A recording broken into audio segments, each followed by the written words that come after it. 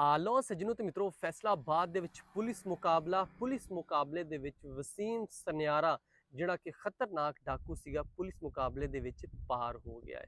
ਕਿਸ ਤਰ੍ਹਾਂ ਪਾਰ ਹੋਇਆ, ਮੈਂ ਤੁਹਾਨੂੰ ਸਾਰੀ ਉਹਦੀ ਗੱਲਬਾਤ ਦੱਸਦਾ ਵਾਂ। ਇਹ ਵਸੀਮ ਸਨਿਆਰਾ ਜਿਨੇ 3 ਦਿਨ ਪਹਿਲੇ ਪੁਲਿਸ ਕਾਂਸਟੇਬਲ ਇਸ਼ਫਾਕ ਨੂੰ ਸ਼ਹੀਦ ਕੀਤਾ ਸੀਗਾ, ਕਿਉਂਕਿ ਇਸ਼ਫਾਕ ਇਹਨਾਂ ਦੇ ਘਰ ਛਾਪਾ ਮਾਰਨ ਗਏ ਸੀ, ਇਹਨੂੰ ਗ੍ਰਿਫਤਾਰ ਕਰਨ ਗਏ ਸੀਗੇ ਔਰ ਅੱਗੋਂ ਇਹਨਾਂ ਵੱਲੋਂ ਫਾਇਰਿੰਗ ਹੋਈ ਸੀ। ਫਾਇਰਿੰਗ ਦੇ ਨਤੀਜੇ ਦੇ ਵਿੱਚ ਇਸ਼ਫਾਕ ਜਿਹੜਾ ਕਿ ਜ਼ਖਮੀ ਹੋਇਆ ਸੀ, ਹਸਪੀਟਲ ਜਾਂਦਿਆਂ ਹੋਇਆ ਸ਼ਹੀਦ ਹੋ ਗਿਆ।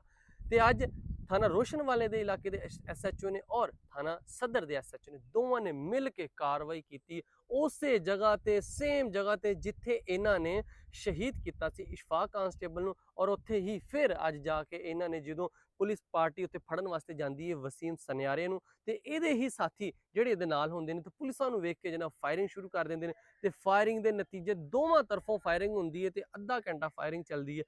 फायरिंग जो रुकती है तो पता चलता है कि वसीम डाकू जड़ा वा ना जख्मी हालत दे विच उत्थे पिया वा, और जख्मी हालत इस तरह है कि उहदे अपने ही साथियों की गोली उहनूं लगी आ ते शदीद जख्मी हालत दे विच उहनूं हॉस्पिटल जांदे आ राह दे विच ही पार हो जांदा वा।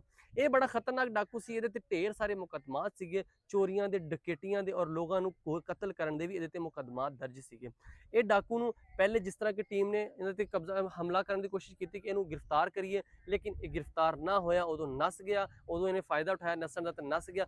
अज जिहड़ा कि थाना SHO सदर और थाना रोशन वाले दे आबद जट और सफियान बुटर ने बड़ी वड्डी कार्रवाई की। वसीम सनियारा जिहड़ा डाकू सी ना, उहनूं अज पुलिस मुकाबले दे विच पार कर दित्ता।